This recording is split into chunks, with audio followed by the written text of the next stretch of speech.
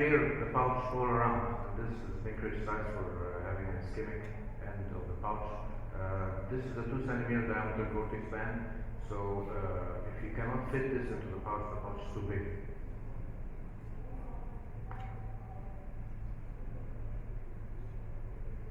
We do a linear gastroenterostomy and we close that in 2 layers.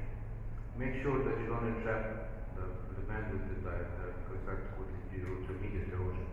We divide the loop here and we try to make 0 afferent loop with no candy cane at all.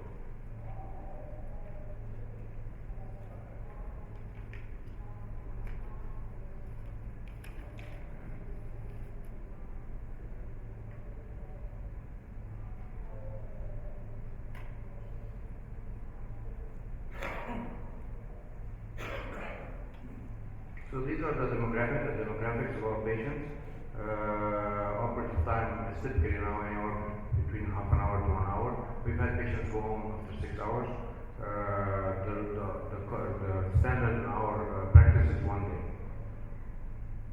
So this is our follow-up. We have 9 mortalities, that's 0.04%.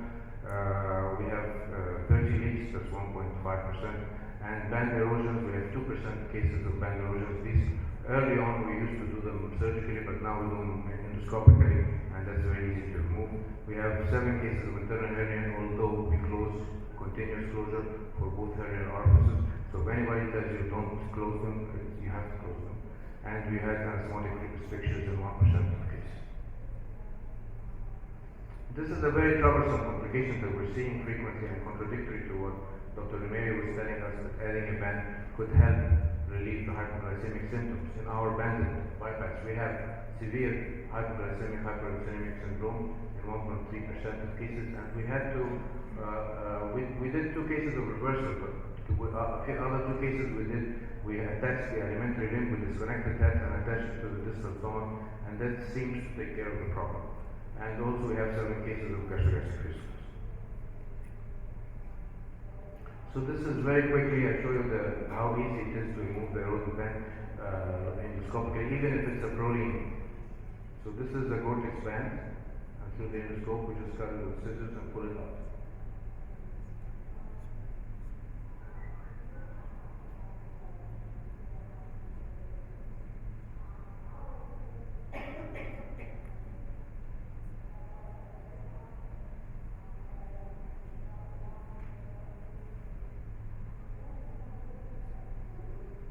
So regarding food intolerance and vomiting, we actually teach our patients to eat small frequent meals and to chew very well, and actually this has not been a problem. We thought initially that everybody would have food intolerance in our group. It's quite minimal. And regarding the percentage excess weight loss, for the banded gastric bypass group up to 14 years, we have very reasonable weight loss results. And the point against this is that we have only 39% follow-up at this point, but that's the best we could do. We could not trace the patients anymore. We've had in 1% of cases do procedure altering surgery. So we have reversed 4 cases, we have revised to a smaller pouch, tighter band, jejunal sleeve for inadequate weight loss. We've removed the band for excessive weight loss. That's an option if the patient wants to eat more after weight loss, we can just take it laparoscopically. And we've done what we described earlier for the refractory hypoglycemia to connect the alimentary limb to the distal stomach. In our conclusion, that the laparoscopic banded micropouch gastric bypass gives superior weight loss than the non-banded gastric bypass, both in short and long term, and that justifies its use despite the higher rate of complications and food intolerance. I would like, before I finish, to remind you of our upcoming conference in October in Cairo. So if you guys want to see the pyramids and enjoy, please join us at the conference. Thank you.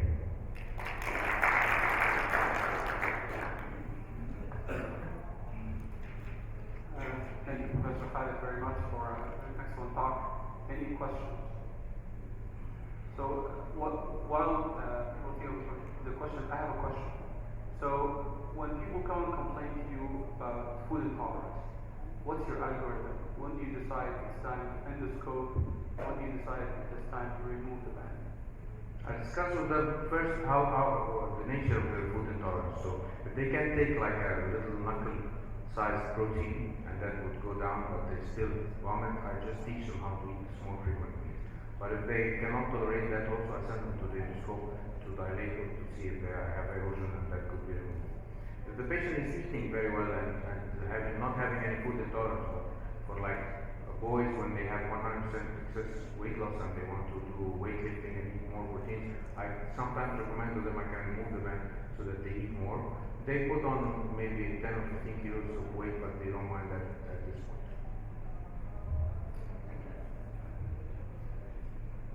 Great, thank you very much. Thank you.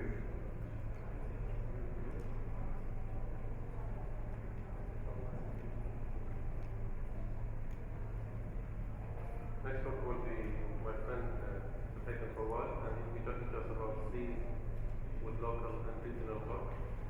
Mr. Fawad has been pioneering this approach, and he did a case in the last video, a live case transmission from Lebanon, and we want to hear more about his experience with regional work.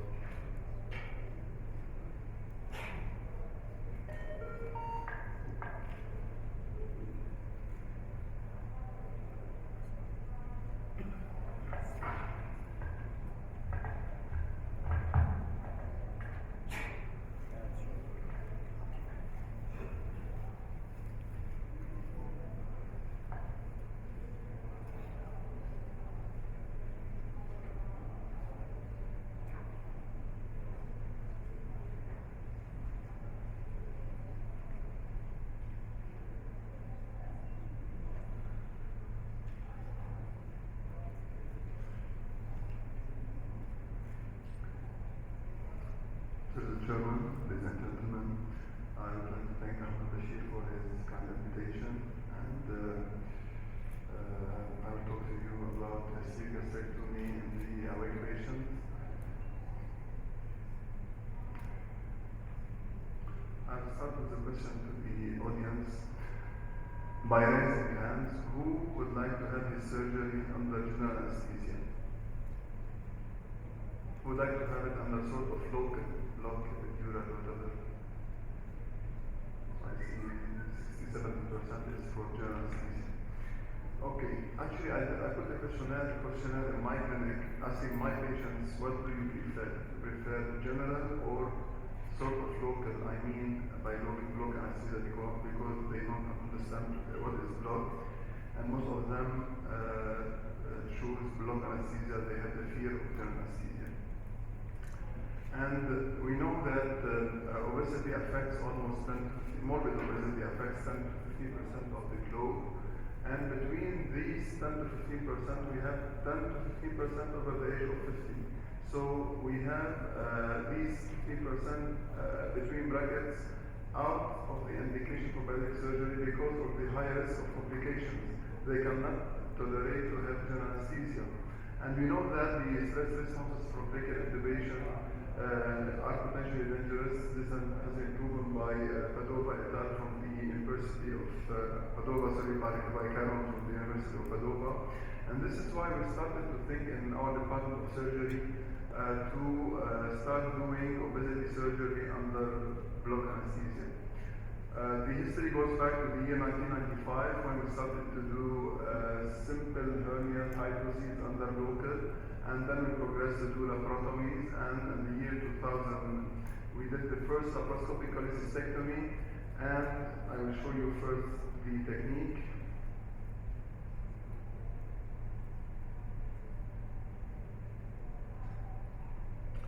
You can see here this is the vertebrae. He gives sort of local anesthesia. This is the bottom of the patient, this is the head of the patient here. He localized by a nerve stimulator. You see here the contraction of the muscle, and then he injects long-acting anesthetic that will hold for 48 hours. Okay. We started the first sleeve in the year 2010. 5 centimeters from the pylorus. We used 2 green cartridges for the pyloric antrum, and we used 3 to 4 blue cartridges for the rest of the stomach. We used 36 French tube, no drains, no NG tubes, no upper GI series, no painkillers. We start liquid diet the day of surgery and discharge on day 1. Of course, we have a lot of technical difficulties when we start. I will give you some examples. The insufflation of gas was severely painful for the patient. We have severe left shoulder pain, but we modify our technique till we reach really a comfortable surgery, and in high-risk patients and in super obese patients. And I will show you 2 or 3 videos of different category of patients. This patient had a body mass index, I think around 50 is 2 or 4 kilograms. You can see that the space where we are working is very good. We have a good space. This was a real concern for us at the start because we cannot reach 15 millimeter of mercury of CO2 in the abdomen. However, thereafter we can reach 15 and also 18 millimeter of mercury if we need to see the patient is completely relaxed, and we do our surgery under block.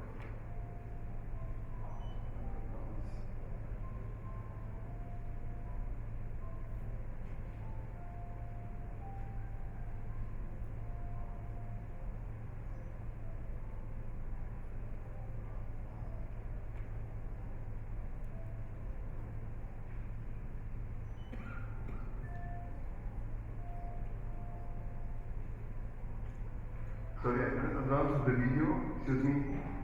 Hello?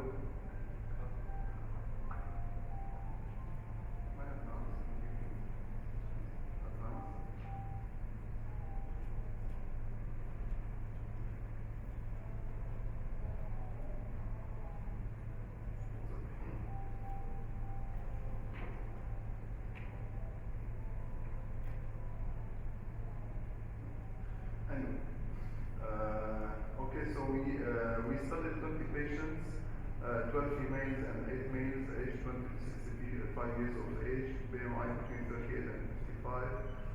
The operative time was 60 to 120 minutes. Hospital stay 1 day. We don't have any leak, any bleeding. We have 1 conversion to general anesthesia. We followed these patients for 3 years, and the excess weight loss was 65%. The resolution of comorbidities matched the general anesthesia patients for diabetes 75% resolution, hypertension 50%, and for sleep apnea 90%. Another video I would like to share with you.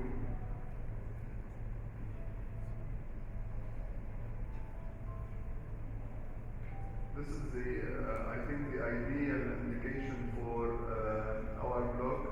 This is the 76 years old female. She has diabetic, coronary artery disease, and we did for her sleep under block anesthesia. She was comfortable.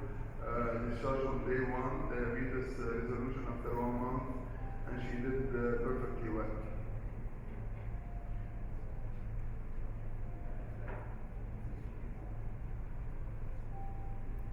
She can take water, no problem during surgery because the gag reflex is normal. She's not sedated. Okay, another video. Conversion of gastric plication to knee bypass under block anesthesia also. You can see the patient fully awake. Here we were doing the sleeve for the plicated part of the stomach. You will see it now in a second. Here I'm taking out the plicated part of the stomach.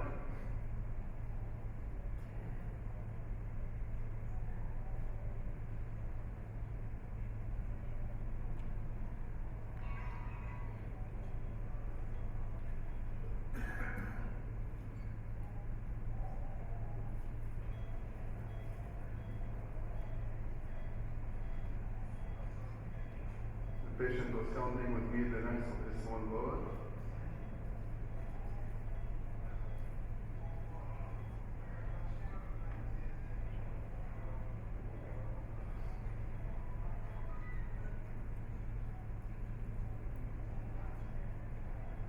You can see here the anastomosis using 45 GIA. The anastomosis are doing here. And then we do the methylene blue test by patients take the methylene blue test per month. We don't put any NG, anything. patient take the methylene blue test on his own.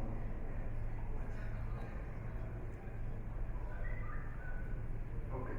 Now, why I think there is a place for block anesthesia?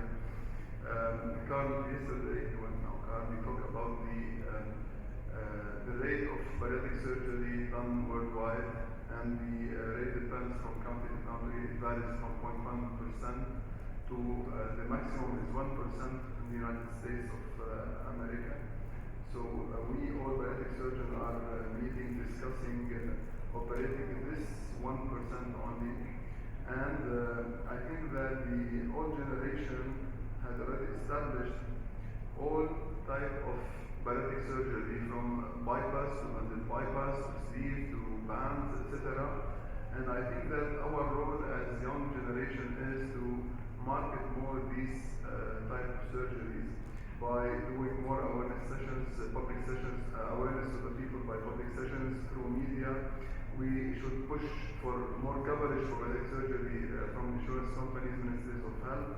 And I think block anesthesia may play a role in having this type of procedure simpler and safer, and for those patients who cannot tolerate general anesthesia, or those patients who are afraid from general anesthesia. And the last video I would like to show you is this lady that we did the live transmission from Beirut to Canada to Ipso, Canada. This is the lady, she's 19 years old.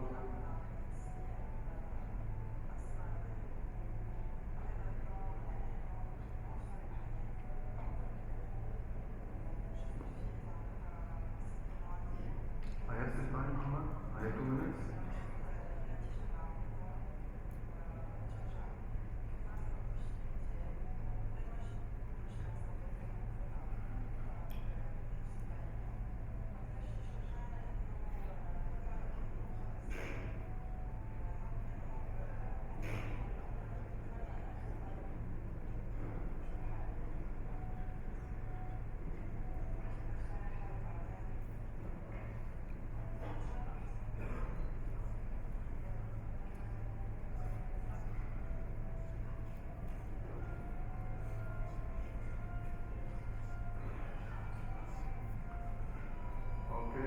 This is the lady after 7 months.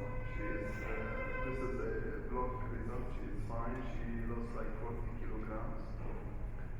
So as a conclusion, block anesthesia play a role in making bariatric surgery more accepted in the community, and hence increasing the bariatric surgery load. It opened the window for the obese patients who cannot tolerate general anesthesia, or those patients who have the fear of general anesthesia. It is feasible and safe type of anesthesia for the morbidly obese patient. Excess weight loss was a bit lower than the general anesthesia patients. However, there was no statistical significance. Resolution of comorbidities matched the general anesthesia data published in the literature. However, we don't have yet long-term data, and we have small number of patients. Thank you very much.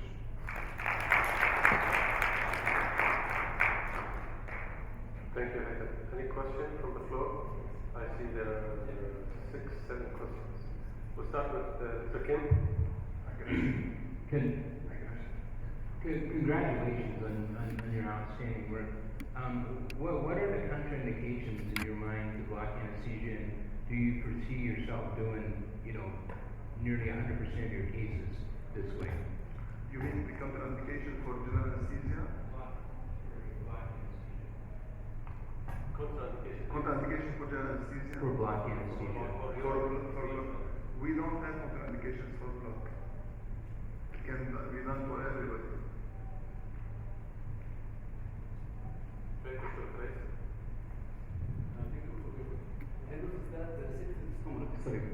be with you here. Thank you so much for the invitation. I'll just share with you this video. This is for a 4-year-old child who, because many people will ask, why should we really disturb these kids below 14 years of age with bariatric surgery? However, I would like you to see this one, who's really finding difficulty in sleeping, and It's a 4 years old child who only sleep like this. And each time he will lie on his back, he will have sleep apnea, and he will not be able to lie down. So he used to sleep like this, and that's his life.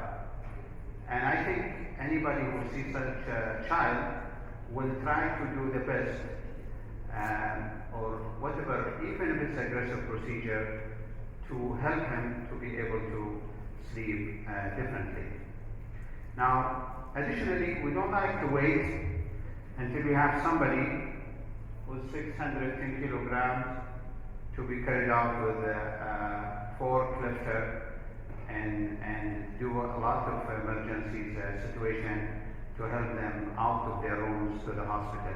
So there is a way that we should help this. Yes, they are the extremes, and these are extreme examples, but it is there. It's in our real life.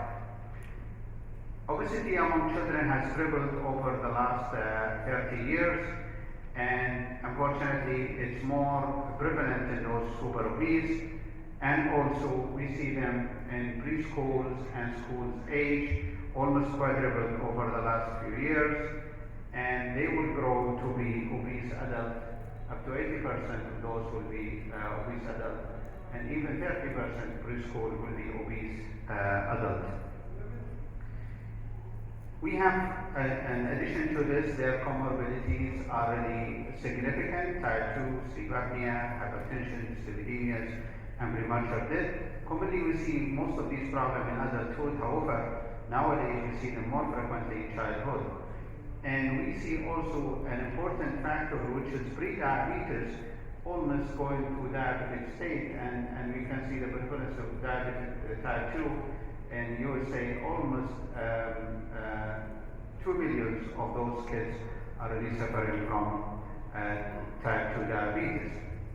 If you look to sleep apnea, the prevalence commonly, and those who are obese, is 3%, and if you look to the prevalence in obese children, 40%. Now, this has its own complication and comorbidities associated with that. Now, renal impairment and renal injuries as a result of obesity has been shown in teen labs to be 1 in each 5 kids are affected with renal diseases secondary to obesity, in addition to the other problems. What we notice also in our children that 85% they have type of liver diseases, NAFL, and 25 they have NASH. And NASH is more prevalent in those who are less than 12 years of age, and more prevalent in those who are diabetic. So it's not true that we should wait on them. The prevalence of disease is more in younger age group. What are the available options nowadays? Unfortunately, we don't have significant weight loss in non-surgical programs. It's not very effective, and 2 years follow-up, it is, as you can see here, barely, maybe less than a kilogram can be maintained for 2 years. So it's not really successful as long-term. Bariatric surgery, on the other hand, is not recommended below 14 years of age, and some of them will recommend to be at a Turner stage of 4. And in a survey done in the United States, physicians who are dealing with pediatric patients, 85% of them will not refer the patient to bariatric surgery if they are less than 18 years of age. So they are denied the treatment of their obesity. And some of them will mandate skeletal maturities. Now, unfortunately, we will stand with these kids, and the concern for these people to refer them to bariatric surgery is related to safety, efficacy, and impact growth. Now, if you look to all these concerns, none of them has been validated, none. It's only a concern the people in their mind without science. We know bariatric surgery, especially sleep gastrectomy, has grown significantly in adults. In pediatric age, we have published our initial experience with sleep gastrectomy in children and adolescents, showed it's safe, effective in terms of weight loss. It's exactly like adult in terms of weight loss and also safety and efficacy. And also we looked to the effect on comorbidity resolution, and we found there up to 90% improvement in their comorbidity or comorbid condition. And most importantly, if you look to the time of resolution, in the first 3 to 6 months, diabetes, prediabetes, and sleep apnea, prehypertension almost resolved up to 100% in these kids, while hypertension and dyslipidemia take up to 6 months and plateau afterwards. So we can say up to 90% resolution and improvement in their comorbid condition associated with obesity. Now, this will not happen unless you apply a specific protocol, and we have published our clinical pathway for children and adolescents with specific guidelines, including preoperative, intraoperative, postoperative protocol, specific guidelines, checklisting for each, so everybody is familiar. These kids must be managed differently in a way to provide standardized care, and not everybody will be, because a lot of people are caring about these kids with a surgical or non-surgical team, so they should be acquainted and should be familiar with a specific written protocol in terms of orders and plan. This is a standardized preoperative order, postoperative order, even on diet, and also the replacement therapies and multivitamins and how frequent you give it. Even a checklist on follow-up, exactly when you see them 3 months, what should you do, 12 months, and so on. There is a checklist for each child, standardizing as well the protocol. Below 12 years or 10 years, we use 34 tubes. Above that, we have 36 tubes. And those who are less than 10 years, we use start with gold, and then we continue with others. Otherwise, it's like adults.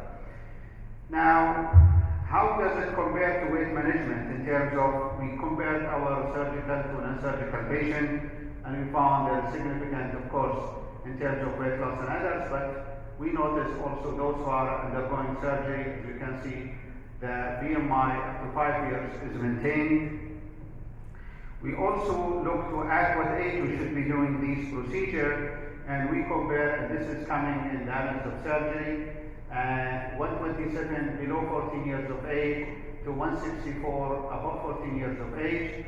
Not only that, but if you look to these two groups, they are even better, those who are less than 14 years of age in terms of weight loss, and they are maintained up to 5 years.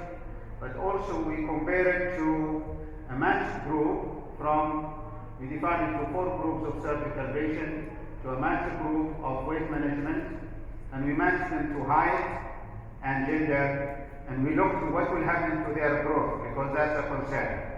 So if you look to the growth of the group between 5 to 9 years, almost 10 centimeter increment or difference in height for those who underwent a sleeve gastrectomy compared to those on the weight management program. What does that mean? That either obesity hindered their growth or surgery improved their growth. It's either of the two. And we have some theoretical issues there. Similarly, in the other group, so in each group, there is increment in their growth, and we can say their growth at least is not affected by bariatric surgery. If any, it is improved. And we look to their BMI, it's almost in the 4 groups, is really maintained up to 4 years follow-up and 5 years. And this is in another subgroup of patients that we analyzed, which is Prader-Willi syndrome patient. In 21 Prader-Willi syndrome, you compare them to non-syndromic patient, they are really maintained. Yes, they are less weight loss, however, they are maintaining it up to 4 years, 5 years. If you look to the resolution of comorbidity for those who are 14 years or more than 14 years, the prevalence of comorbidity is the same, however, the resolution, the prevalence is less in less than 14 years of age, however, the resolution is the same, exactly the same. If you look to compliance, these patients, because there are some people who say they don't listen, they cannot follow what we say, in fact, they are better than others. And when we apply our protocol, we can bring the compliance to almost 40% in 48 months follow-up and we can also increase this number to 80% with the call and what we call standardized pathway. So what we can say here that obesity itself can affect the delayed growth in different age groups and also in children, in girls and boys. It has been shown that it will affect their maturity and growth. And obesity, whether directly or indirectly, will affect the cognitive function, because there are another question raised in the literature whether bariatric surgery can affect the cognitive growth for these children and adolescents. It's the other way around. Obesity is the one that will affect the cognitive function, either through obstructive sleep apnea or diabetes. And if you resolve these issues, definitely you will improve. And we know their performance, even at school, is really improved after bariatric surgery. Adults has been shown that surgery will improve their cognitive function, and I don't think it should be different than pediatric. In terms of weight loss, how does it compare to adults? It's better in adults. In children and adolescents compared to adults, 75%, compared to 52 to 64. So if they really lose weight and they maintain it as good as adults or even better, in terms of comorbidities, it is less, if not really, as you can see, the numbers are really getting better. Now, there are a lot of metabolic effects, but it is not different than adults. But what we can say in conclusion in these studies that we have shown you, that weight loss is almost better in more than 14 years of age. However, it's not significantly different. Comorbidity resolution is the same, though the prevalence is different. Those who are less than 14 years of age have more less prevalence of the comorbid conditions, and the rate of growth is better in those who underwent bariatric surgery, and they're almost 10 centimeter difference. That can be related to obesity itself, as we said, affecting the growth, or surgery improving the growth. Complication is better, as you can see, than even other. I'll share with you some examples again, as I've shared in the beginning. This is, and I always share these cases just to show the impact of obesity on these kids. This is 8 years old child, 71 BMI, obstructive sleep apnea, diabetic, wheelchair bound. If you do the surgery, 2 years later, there will be better. With BMI lost 65%, complete remission of their disease, and able to go to school. This is a child with blonde disease, also diabetic patient, and in 2 years or so, you will be completely different child, whether they're blonde disease or on diabetes. This is another child, sleep apnea plus diabetes, dyslipidemic, and 2 years they are cured of their disease. This is another child who had cardiac arrest secondary to obstructive sleep apnea, and afterward, as you can see, you will be doing the surgery, it will be different, and 2 years they are completely different. Now, we can say laparoscopic sleep gastrectomy has negative effect on growth for those less than 14 years of age. Severely obese adolescent age 14 years and above have a significantly higher prevalence. However, the resolution of comorbidity is the same. Weight loss is maintained for at least 5 years after follow-up, and complications are minimal. Patients who are suffering from morbid obesity should not be denied treatment based on their age alone, and I think this should be changing in the approaching of children and adolescents with obesity. And when we are really having life-threatening comorbidities, I think surgery should be offered. Future study might be dependent and might be looking for different guidelines, and not only BMI, not only age, but predictors of comorbidities, and I think this should be considered. Pediatric bariatric surgery achieves excellent weight loss. It is an effective metabolic option that helps resolve many diseases such as diabetes, hyperlipidemia, cardiovascular disease. Follow-up and resistant nutrition counseling is essential. Must be provided multidisciplinary team with standardized clinical pathway, as we have shown, and treatment delay is treatment denied for these kids. Thank you. Thank you, Ayat, for an excellent presentation, and as usual, for staying on time. It's time for one question, if anyone has a question. Yes, Muhammad has a question. Right. So, as usual, you are an authority in this. In the States, they don't, not every center do bariatric surgery for adults. There are certain centers that will do bariatric surgery for adults. So what would be your advice for this part of the world? I think it's very important. The best options, somebody who's doing adult bariatric surgery with background in children and adolescent management. Pediatric surgeon alone, the volume will not be as good in other centers, because I know in the United States and Europe, barely they can do monthly, maybe few cases. So this is a problem, because if you don't have high volume, your outcome and experience will be less, and the communication will be higher, and then that will reflect on these cases where providing the surgery is still debatable. So I think having a center that performs both, or at least combine the bariatric surgeon, adult bariatric surgeon with pediatric surgeon, or at least adult bariatric surgeon with a background in pediatric cases.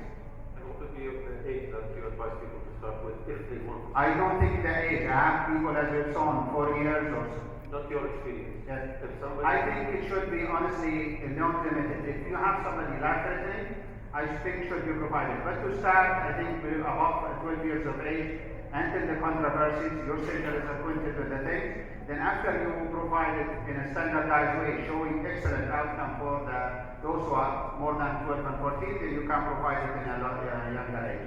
Thank you. Dr. Kim? Thank you for an excellent presentation.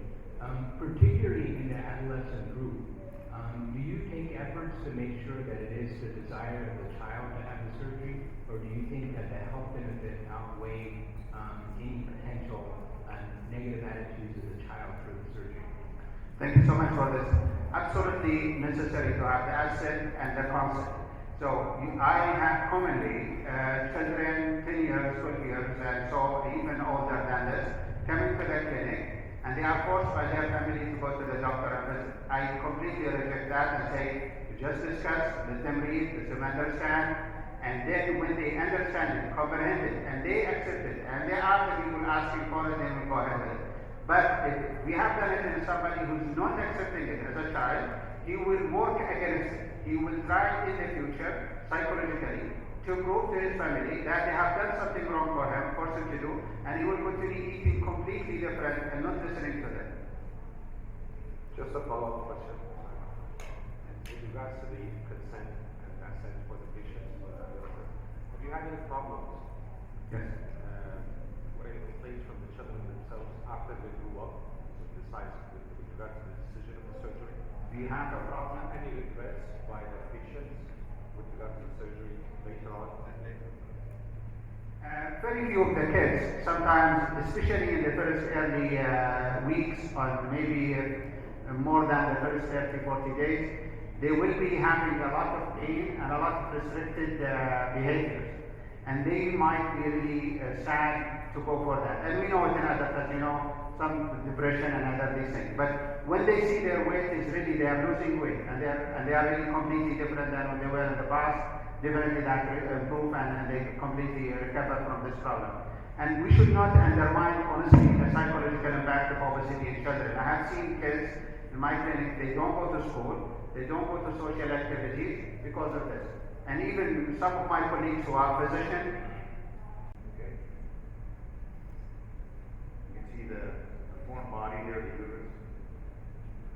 And this patient had an anti-gastric bypass that was done elsewhere, and now presents with internally this big spaces there. And luckily, we were able to get to this patient in just the right time. Second trimester, the uterus wasn't too big, the patient didn't infarct bowel. And just like what Dr. Lee showed yesterday about the problems with root-wide bypasses and pregnancy and mortality, well, this is what can happen. Now, this wasn't my patient to begin with, okay? But it is my patient and not patient now.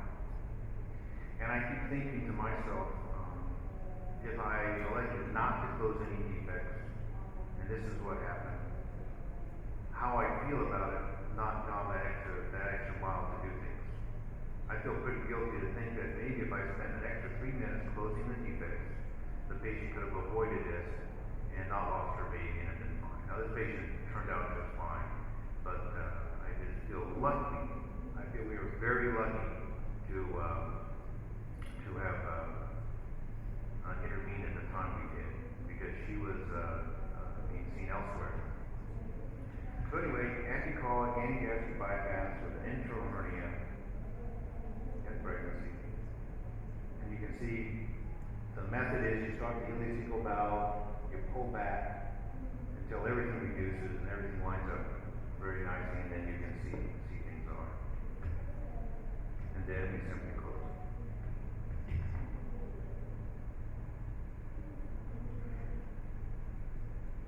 With permanent running suture. This is another patient. This was a patient of mine. I did close the internal hernia defects, and it was an anti-colic, anti-gastric bypass. And the patient went in was pregnant. Only this time it was a little more serious.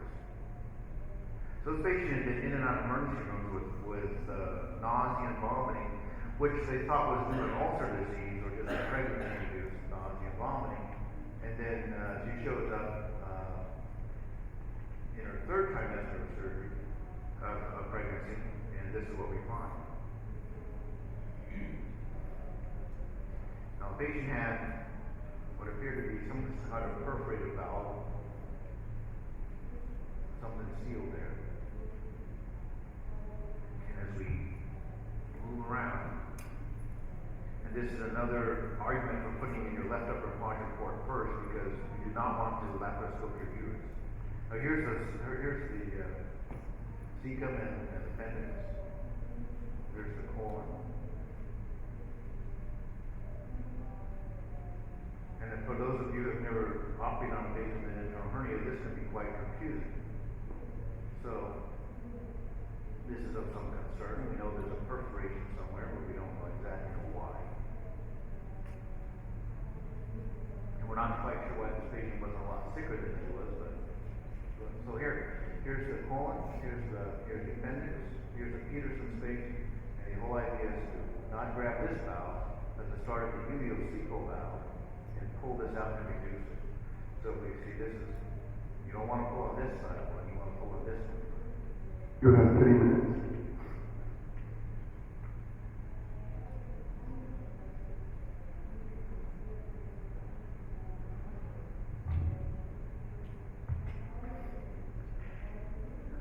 And keep going. And keep going. Now, after we reduce this and give this the anti-colic, anti-gastric, we see what this has done over a period of time. It's caused volvulus twisting of the gastric epinosis. So not only did it cause it to twist, but a relative obstruction, it also caused perforation, ischemic perforation. So now we have to do is sew this up. So now, we reduce the hernia, we close this up. The only thing this video doesn't show is that we put a gastroscopy through it because she was in the third trimester of pregnancy, and we wanted to get her out in teaching. She just delivered last week, and everything was fine. Thank you very much.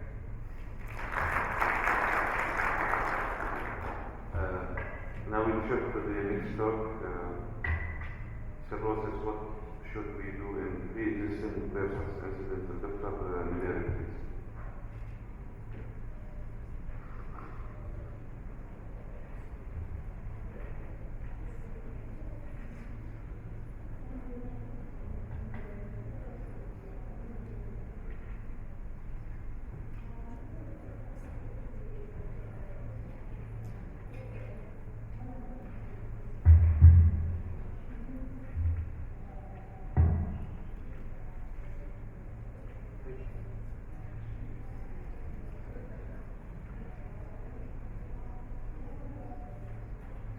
Thank you very much. I'm going to talk to you about liver cirrhosis and bariatric surgery, and I'll start with the take-home message. I think there's ways to predict advanced cirrhosis before surgery, and it's important that when you detect these patients, that this elective bariatric operation should be delayed and you should get a full evaluation of the liver status before you proceed and do anything else. The three most important things are, actually four things: the liver stage based on the classification we will share together today, the child's Pew or MELD, the age of the patient, the ASA score, and the comorbidities. Those four have to be evaluated, and then we have to come up with a decision whether it is better to proceed or better to back out. In general, I'll show you the best surgery is safe in patients with child A or compensated child B patients. But certain non-absorptive surgeries can actually lead to liver cirrhosis, or can actually worsen liver disease. And then, in general, once the person has liver cirrhosis, they need a different type of monitoring after surgery. You need to be watching out for liver decompensation, which could actually present with kidney problems after surgery. So we all know that non-alcoholic fatty liver disease is very common. But it's interesting that the first description of NASH, this term was coined in 1980, not very long time ago. And there's a large spectrum of things. And in general, our medical colleagues or pathologists use ALT to screen for liver disease, but this has not been very reliable for obese patients. And I'll show you data that not only this study, but other studies show that. So this, for instance, study of 184 morbidly obese patients, and you can see that 84% had non-alcoholic fatty liver disease. But the independent predictors for this problem is age, waist circumference, serum ALT, and serum triglycerides. So in obese patients, you could actually look at these factors. So how can you predict liver cirrhosis? And how can you decide what to do with these patients? It's similar to someone who you send to a cardiologist and tell me what the risks are. So these are two important things we use. This is something that we mostly use, but this is another method or classification, the model of end-stage liver disease, or MELD, or the child's Pew. Those are two things you can look at preoperatively for these patients.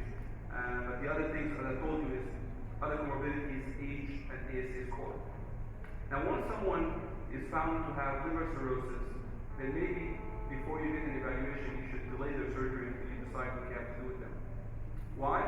Because if you look at this graph and you look at the y-axis mortality versus the MELD score, it's a linear curve. The more they score, the more chance they will die. And I think this is important for patients to realize that the problem they have is actually could really make their liver disease much worse. And this is, for instance, looking at the child's Pew classification. This is a busy graph. Just draw your attention to this part: major abdominal surgery, and compare child A, child B, and child C. So I think it's important when someone has liver disease, the INR is elevated, the albumin is loaded, you actually look at your child's classification or your MELD classification and decide where do they fall.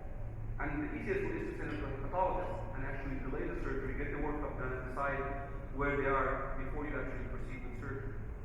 But in general, cirrhosis is not a contraindication of surgery. This is a group from Charlotte, North Carolina that did 50 operations, all different things, including bariatric surgery, and patients did fine. But 40% needed blood transfusion. And in this study, only the EDL, or estimated blood loss, was 100 mL. But yet, 40% needed blood transfusion. But I want to draw your attention that most of these patients are child A. And only one patient had child C. So if you operate on someone with advanced liver disease, you will get in trouble, there's no doubt. Now, what is the evaluation? This is a group that proposed a score that could be looked at in patients.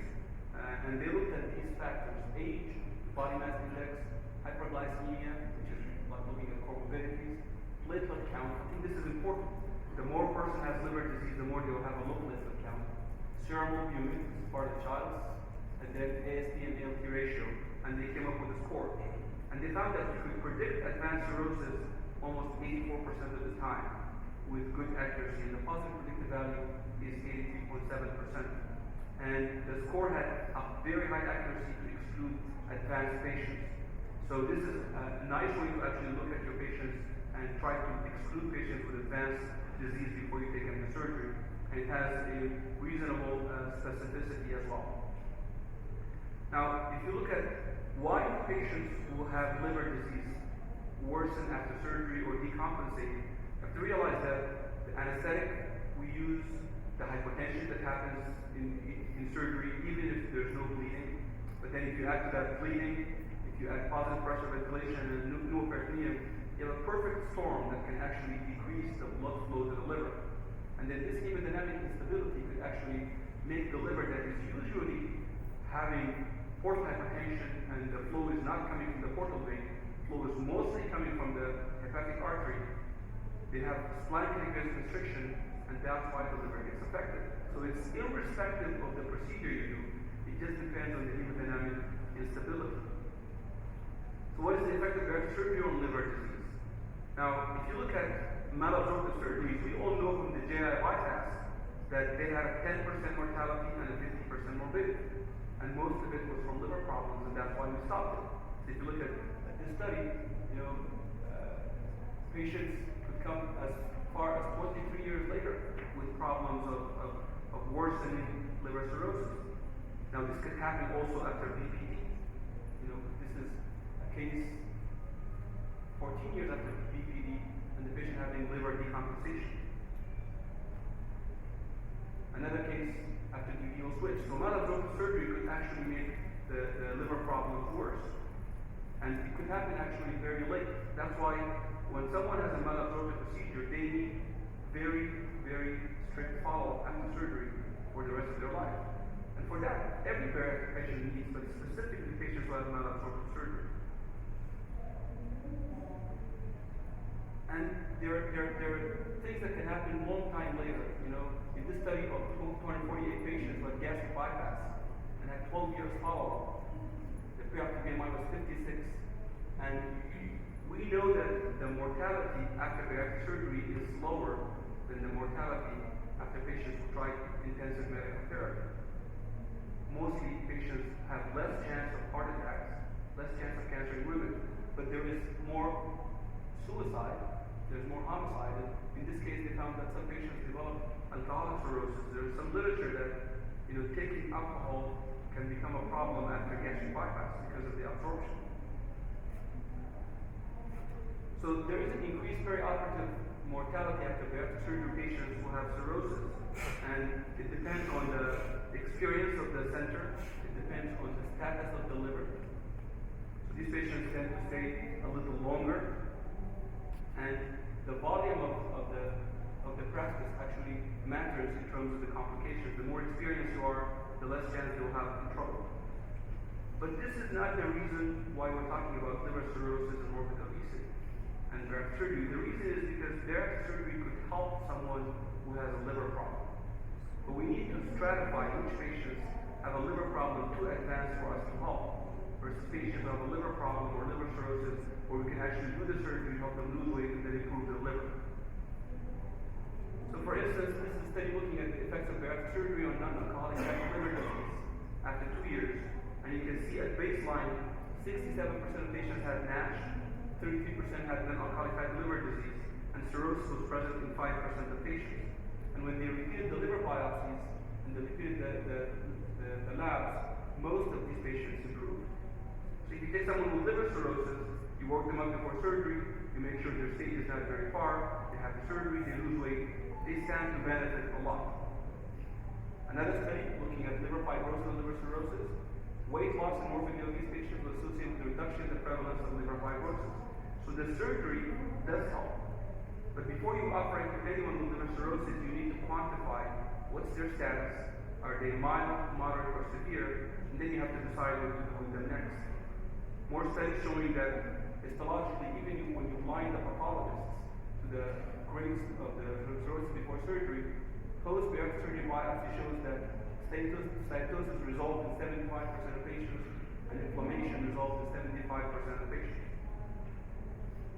And grade 2 fibrosis results in 58% of patients. So bariatric surgery is associated with resolution of non-alcoholic fatty liver disease, great improvement of cirrhosis, granted that they don't have major complications perioperatively, and that could be reduced by actually deciding who should not have surgery.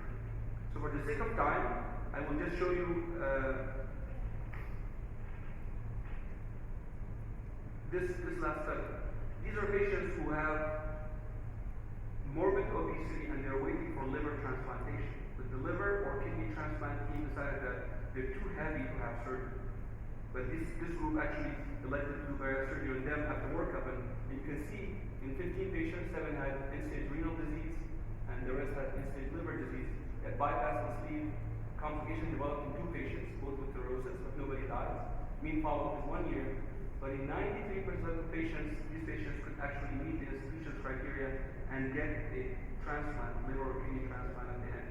So you could do bariatric surgery in liver cirrhosis, you just have to make sure that you select the patient well. So again, I'll tell you the take-home message. Advanced cirrhosis could be predicted preoperatively. And the 4th thing you can look at is liver stage, either by Child's View or by MELD score, ASA score, age, and then the comorbidities. Bariatric surgery is safe if someone has child A or compensated child B. But if you do a malabsorptive procedure for someone who has liver cirrhosis to start with, this could actually hurt the patient even a little bit later. And patients with liver cirrhosis need to be monitored after surgery because they could decompensate in the post-operative period. Thank you very much. Thank you, Mr. Maneri. I think as well we all agree with you regarding the approach for patients with liver cirrhosis. Also, Dr. Hempkins, we think too that we will shift to the next talk, but if anybody has a question, we have time for 1-2 questions. Okay, then now we will have Dr. Hempkins versus Dr. Hager. They will talk about the does large hiatal hernia will answer the approach for the operation. Can I have just a question before starting? Abdurrahman, if you go in to do bypass and you find liver cirrhosis, would you continue or not? And if it's healed, would you continue or not? So in all patients, we check liver function tests. So I'm not going to get surprised. We check coags and liver function tests on all patients. So I'm not going to get surprised with someone who has a bilirubin of 3 and albumin of 2. So from the beginning, I know whoever has that liver cirrhosis is for the most part child A. Because if it was anything else, I would have referred them before surgery. So if I find cirrhosis, I don't stop unless I see terrible port hypertension, and we've never had that because on all patients we check coags, on all patients we check liver function tests.